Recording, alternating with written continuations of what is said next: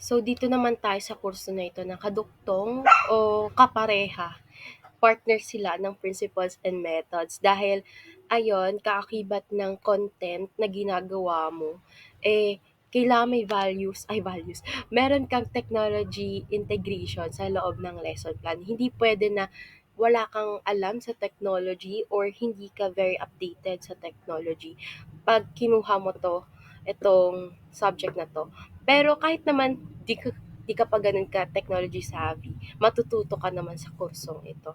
So, ayun, ang pinaka-reflection and insights ko dito ang dami palang apps, websites na pwedeng gamitin when it comes to pagtuturo ng values education o kahit pa sa anong klasing major subject na pwedeng ituro ng guro. Kasi sa ngayon, sa generation na 'to, hindi na pwede yung ano ka na rin, nag-i-stick ka lang sa traditional.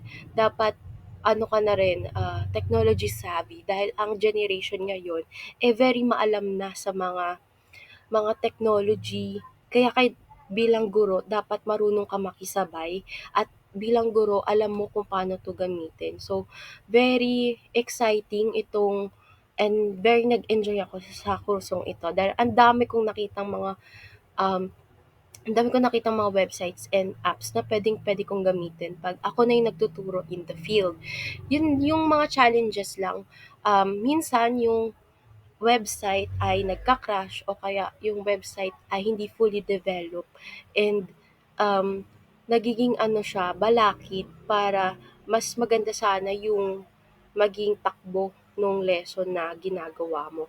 And sometimes, yung mga website ay nangangailangan magbayad o kaya gumawa ng account which is isang hindrance dahil bilang guro, hindi ka naman, lalo na pag fresh grad ka, hindi ka naman mapera, hindi naman malaki yung sweldo. So, ayun, isang hindrance yon na may bayad. And, pero marami pa rin namang technology yung free. Yun nga lang, tsatsagain mo siya, lalo na kung minsan may mga website na hindi ganun kaganda yung background or yung software. Hindi siya sobrang madaming decorations. Yung iba simple lang siya na parang noon pa ginawa, pero fully functional and libre lang. And isa pa na challenge yun nga yung kailangan pa mag-sign up ng bata, which is ayun, according sa aming prof, mas madali kung hindi na kailangan mag-sign up ng bata. At sasagutan na lang niya yung isang assessment o activity na pinapagawa mo.